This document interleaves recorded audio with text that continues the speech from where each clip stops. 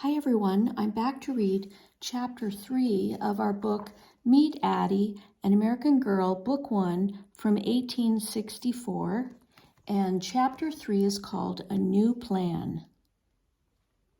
It was late on Friday afternoon, nearly a week after Sam and Papa had been sold. Addie and the other children were worming tobacco plants. They were to work their way down the long rows, turning over every leaf to find the worms and kill them. It was a job that Addie hated. She didn't even like looking at the worms.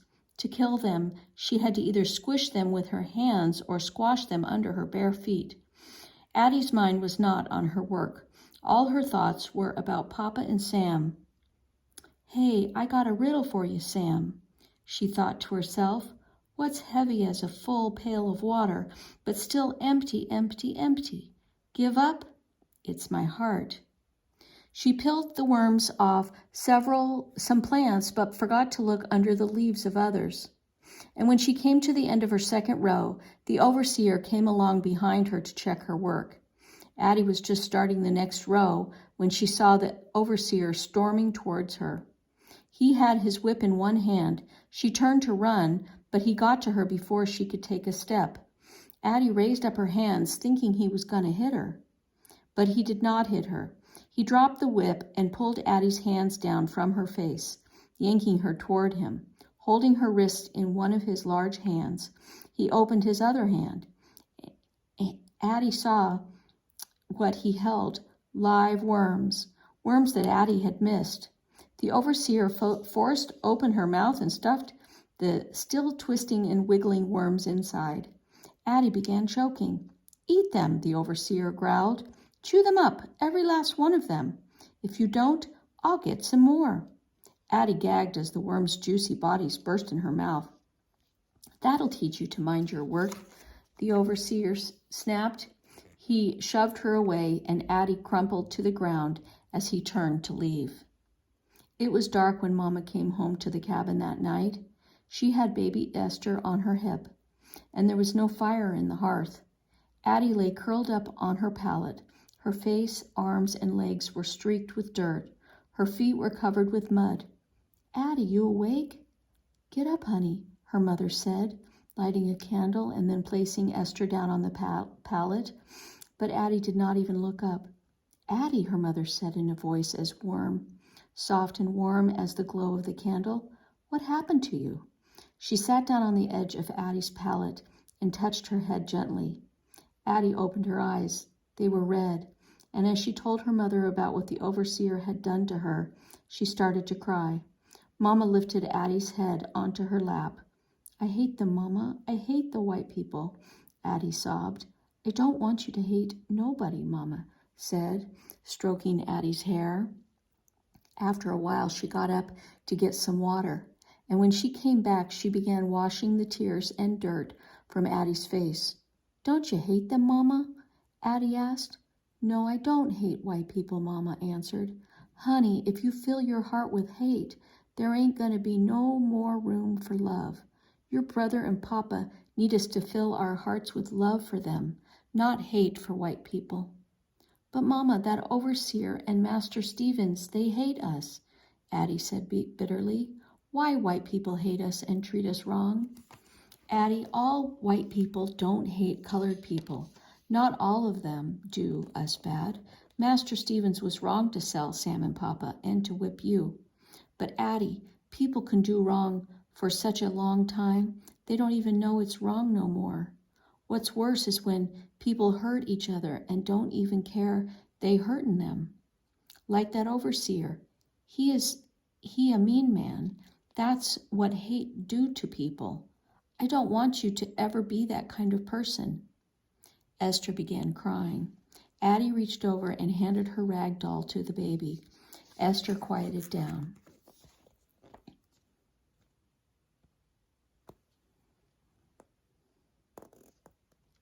"Addie, there's something I need to talk to you about," Mama said slowly. "Something serious. You listening to me? Your Papa and me talked about something before Master Stevens sold him and Sam. Papa was worried about the war and times getting hard." Addie knew what her mother was going to say.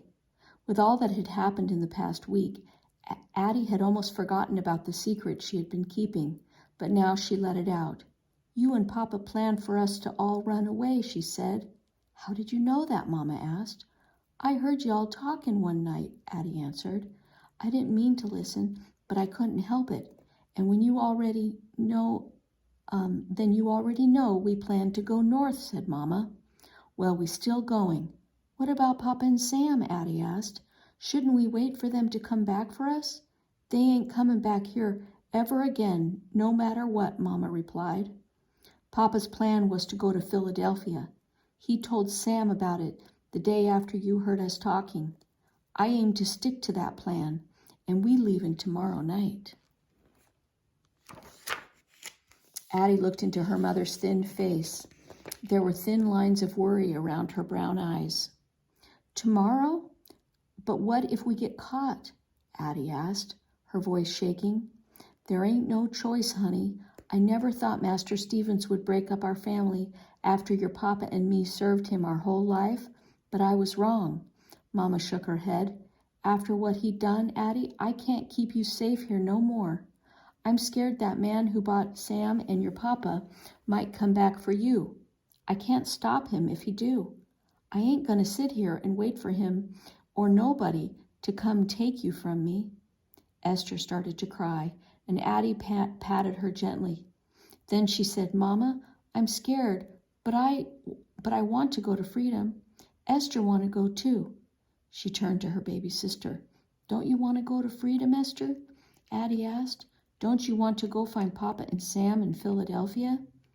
"Addie, go to my pallet and get what's under it," Mama said. Under Mama's pallet there were 2 large kerchiefs and some clothes. They were not clothes for a woman and a girl, but for a man and a boy. "Mama, what we going to do with these?" asked Addie.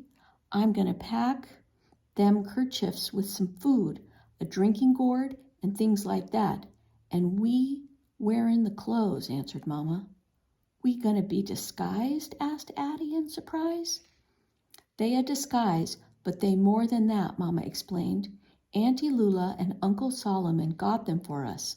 When Master Stevens send out his dogs after us, it's going to be hard for them to track our smell if we got on somebody else's clothes." "Auntie Lula and Uncle Solomon should come with us," Mama said. Addie. "Papa say Uncle Solomon know where the safe house is." "They should come to freedom too." "They too old to come to freedom, Addie. They can't run," Mama said. "They would slow us down." "Esther can't run either, and she's coming," Addie said. Mama lowered her head. Addie knew something was wrong. Her mama would not look at her, and then Addie saw tears on her mother's face.